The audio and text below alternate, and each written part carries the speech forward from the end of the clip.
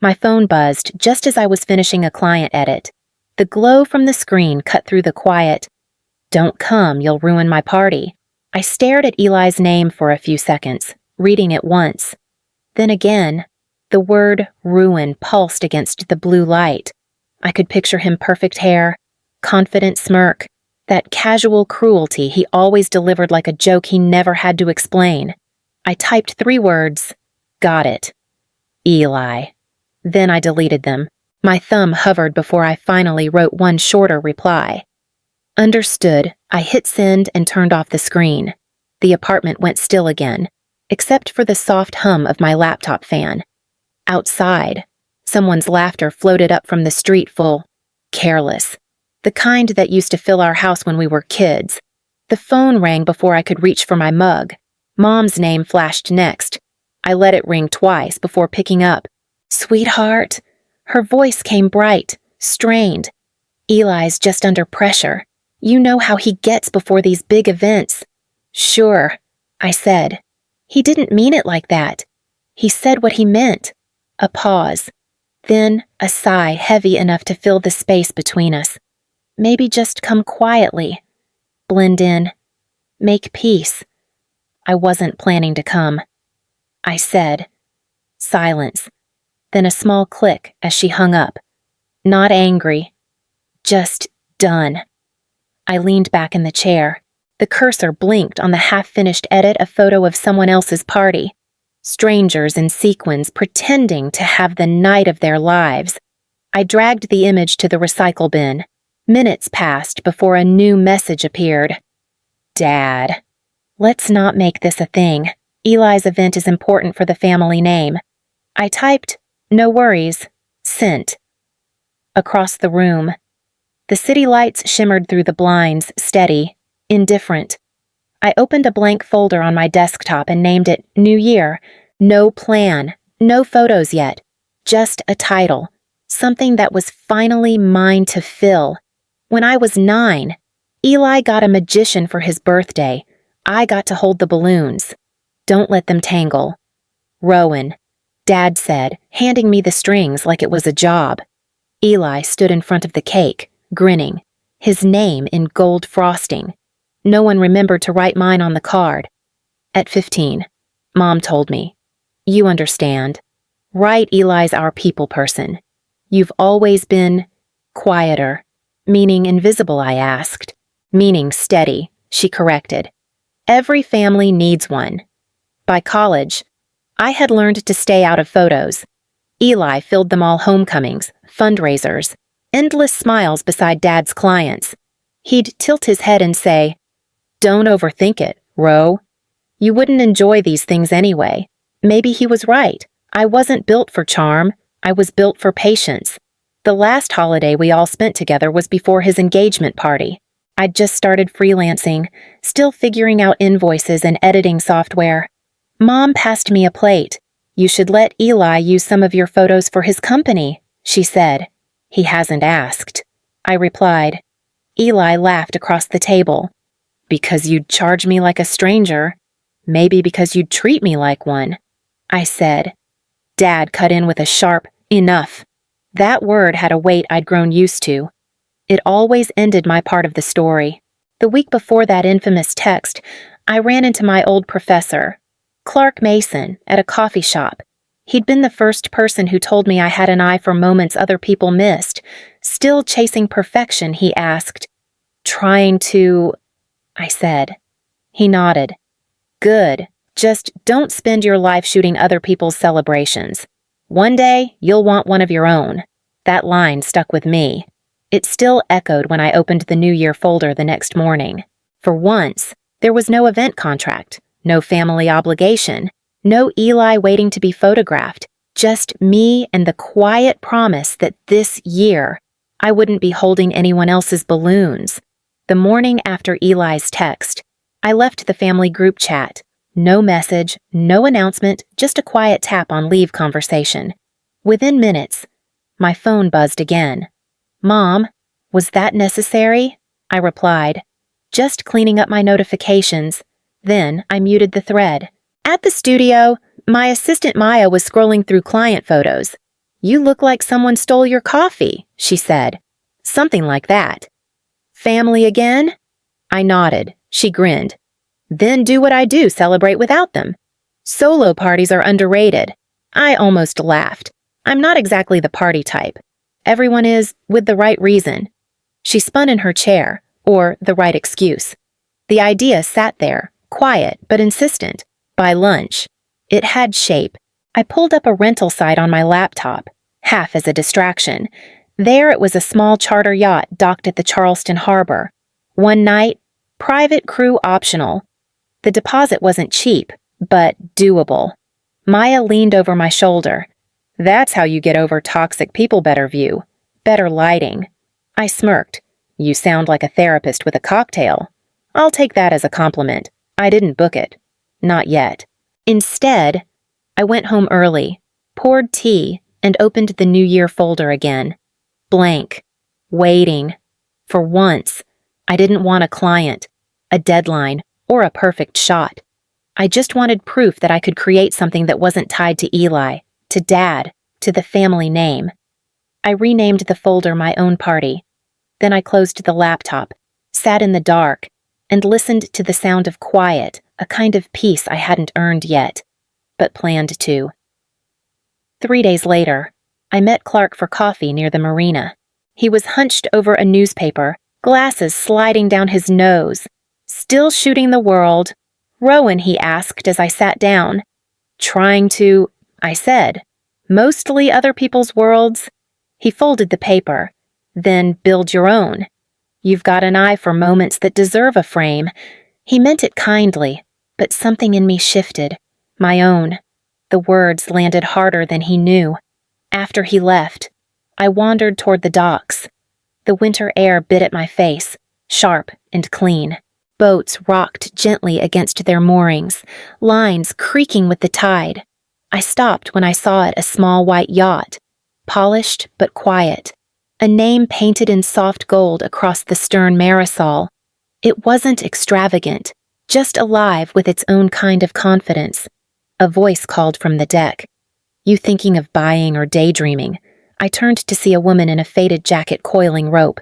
"Just admiring," I said. "Good answer." She laughed. "Daydreamers keep me in business." I smiled. "You rent these out?" "Depends who's asking." "Someone who's got more reasons than friends," I said. That earned me a pause, then a nod. "You'd be surprised how many of those I meet around New Year's." Her name was Kate. She managed private charters and handed me a brochure, edges worn from use. 1 night minimum, catering optional, refundable deposit if you cancel a week ahead. I glanced at the rates. Manageable barely. Kate tilted her head. "You look like someone who's deciding to do something they'll remember." I took the brochure, folded it into my coat pocket. "Maybe," I said. That night, I left it on my kitchen table beside my laptop, the first thing I'd touched in days that didn't feel like running away. I called Kate the next morning. "It's Rowan, the daydreamer from the docks."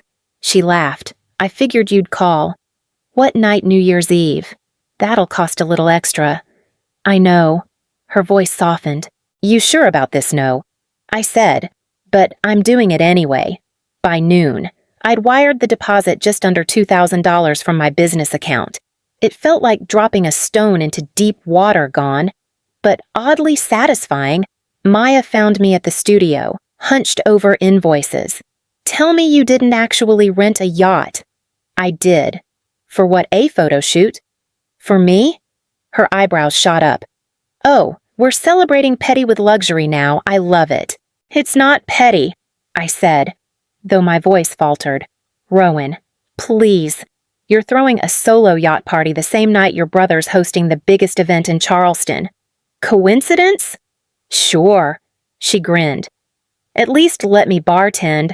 Someone has to make sure you don't toast to the ocean." I didn't say yes, but I didn't say no. That evening, I met Clark again. This time outside the newspaper office where he still did freelance pieces. He adjusted his scarf. "You sound restless." "Does renting a boat count as restless? It counts as progress," he said. "Or recklessness." He smiled. "Same thing sometimes." Just remember, if you're doing this to prove something, it'll feel hollow. Do it because you want to breathe different air. When I got home, I replayed his words. I wanted to believe this wasn't revenge, just reclamation. But under the calm was something sharper years of swallowed insults, all lining up behind one impulsive act. I opened the My Own Party folder and began a list: candles, playlist, food, lights, camera setup. Halfway through, I stopped typing. The cursor blinked, steady and patient, waiting for me to admit what this really was.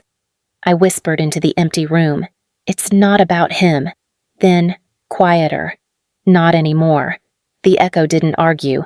Maya arrived 2 hours before sunset, arms full of bags and cables. "You weren't kidding," she said, stepping onto the yacht deck. "You actually did it." "I told you," I said, taping fairy lights along the railing. Small, quiet, no drama. Uh-huh. Because renting a yacht on New Year's Eve screams no drama. I laughed, half nervous, half relieved. The harbor water shimmered beneath us, steady and calm, like it didn't care who was throwing parties on land. "Did you tell your family?" Maya asked. "No. Want to. Not even a little." She unpacked bottles, hummed under her breath, then looked at me. "Rowan, you know this is the best thing you've done in years, right? I just wanted something of my own." "That's exactly why it works." By 8, a few of my friends from the studio arrived: a sound designer, a model from a past shoot, even Clark, who brought a bottle of cider. No speeches, no photographers, no expectations, just laughter, soft music, and the low hum of the generator. Clark raised his glass. "To doing something that doesn't need to impress anyone."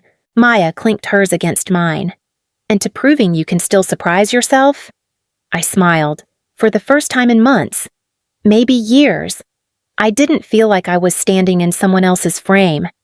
Near midnight, I pulled out my camera, balanced it on the rail, and hit record. "This isn't a party," I said softly into the lens. "It's just a moment I didn't want to miss." I let the camera capture everything: the clinking glasses, the blurred lights behind us, the sound of water hitting hull. 14 seconds. One take. When I uploaded it later that night with the caption, "My Own New Year's Moment," I didn't check the numbers. I turned off my phone, leaned back on the deck, and listened to the faint fireworks from the city. Maya looked over, smiling. "Bet Eli's party doesn't have this view." I didn't answer. The sound of laughter carried over the water mine included, and that was enough. The video hit 1 million views before noon. I didn't notice until Maya burst into the studio waving her phone. "Rowan, you're viral. Like, actually viral." I blinked at her. "That's impossible." "Check it yourself." She turned the screen toward me. Comments, shares, even local news tags. Clark called 5 minutes later. "You just became the face of quiet success," he said, half amused, half proud. "I didn't mean for that to happen. That's why people love it. You didn't mean it." By evening, the messages started. "Mom, we saw your video. Beautiful lighting. Eli's event is tonight. Maybe repost it tomorrow?" "Dad, let's not distract from the main family function." I didn't reply to either. At 7:30, Maya glanced up from her phone. "They're live streaming Eli's party. Guess who's in the background of every clip?" I shrugged. "You," she said, grinning. "They put your video on the big screen at the venue. Someone mentioned it's trending nationwide." I froze. "What?" She hesitated. "I think he's embarrassed." An hour later, my phone buzzed again. "Eli, cute video. Maybe next year you'll be invited again." I typed, "Don't worry, I've got my own plans." Then I blocked his number. Around 10. I went back to the yacht to pick up the last of the decorations. The docks were quiet, the city lights trembling across the water.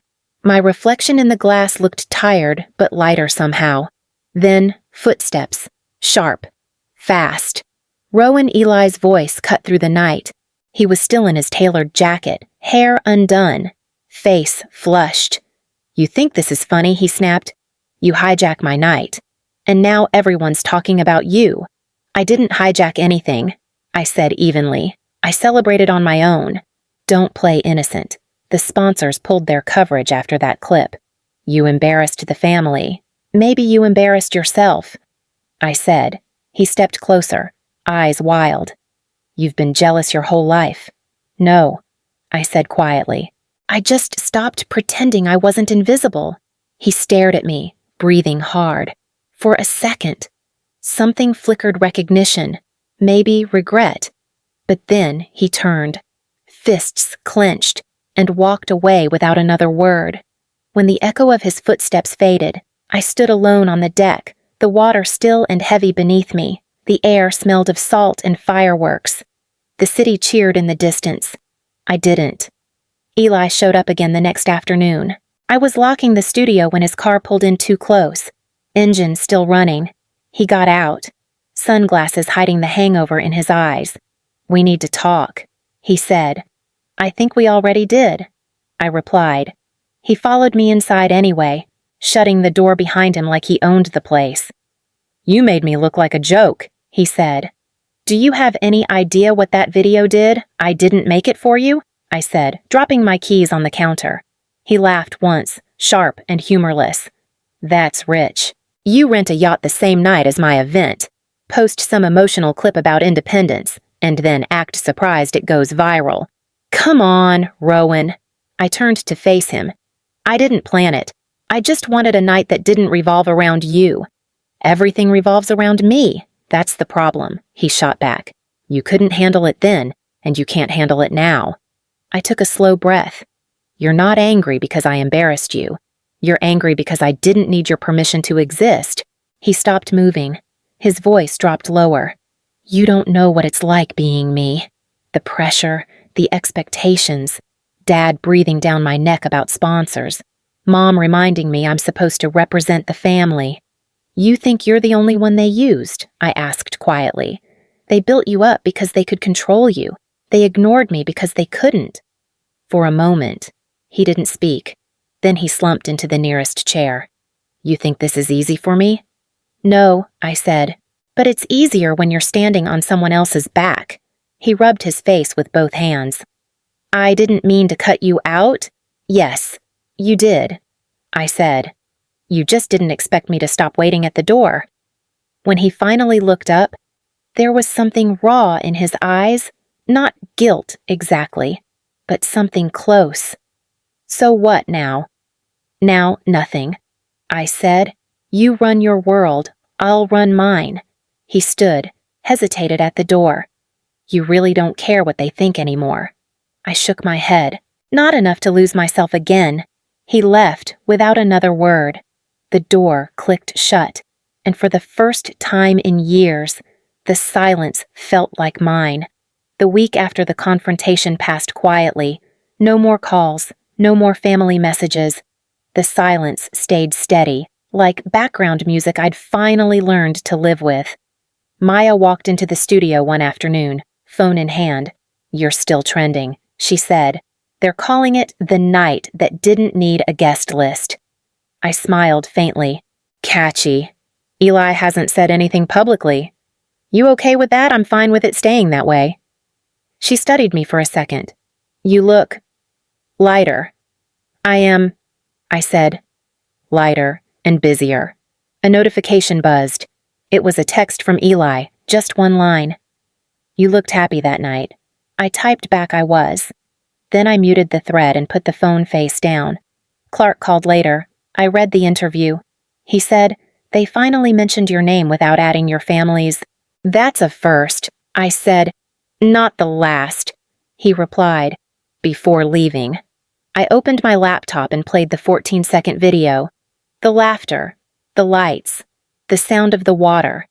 It felt distant now, but honest. Maya peeked through the doorway. Same party next year, I shook my head.